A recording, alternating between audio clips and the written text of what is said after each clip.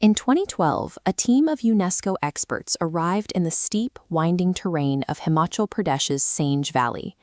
As they surveyed the area, they saw exactly what you'd expect in a region struggling with intense logging: barren slopes dominated by charred, lifeless trunks and sparse vegetation.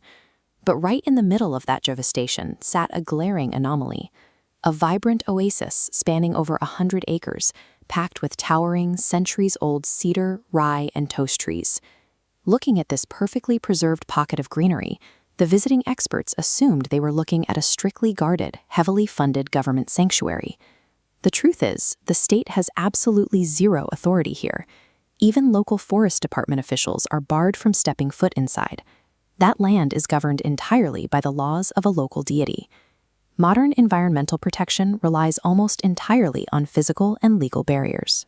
We designate zones, draft conservation acts, and put up stone walls and metal gates guarded by armed rangers. Yet, across the Himalayas, those bureaucratic measures routinely fail.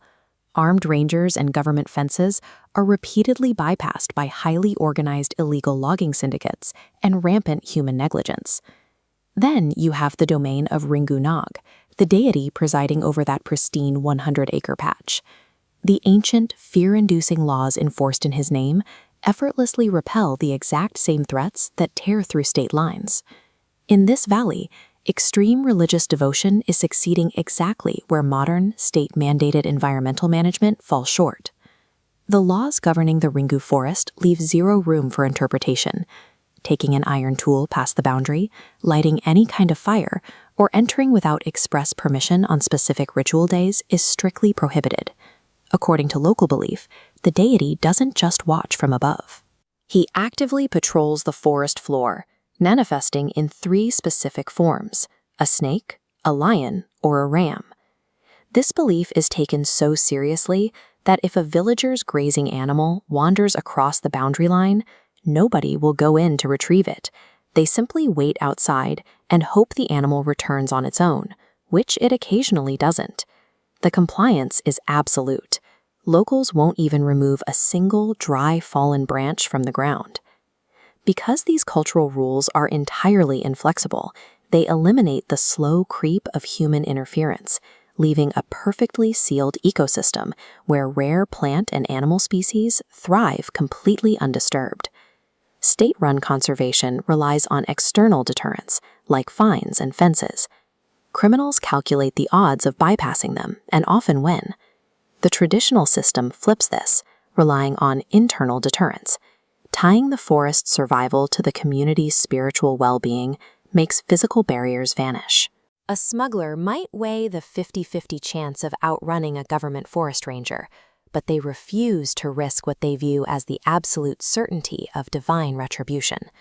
A belief system embedded that deeply into a culture creates a shield far more impenetrable than any chain-link fence a government could ever build.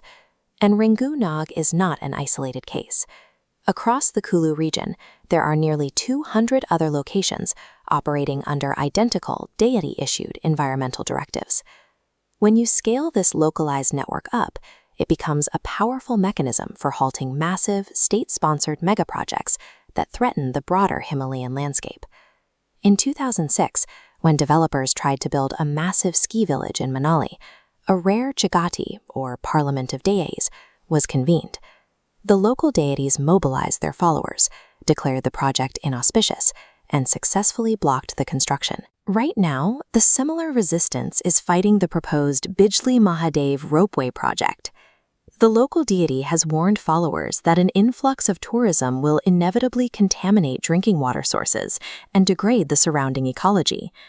This shifts traditional forest management from a passive custom into an active defense system against industrial overreach. Bureaucratic systems like those managing the Great Himalayan National Park are designed to regulate nature through development acts, zoning, and extraction permits. The traditional Himachali worldview approaches the environment as a sacred, living entity that demands absolute reverence and fear. That framework is rigid when it comes to modern economic development, but that lack of compromise is the very thing guaranteeing the survival of these pristine ecological pockets.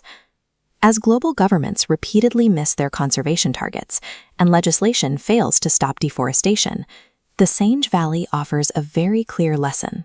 Sometimes the most effective way to protect the environment is to make nature sacred again.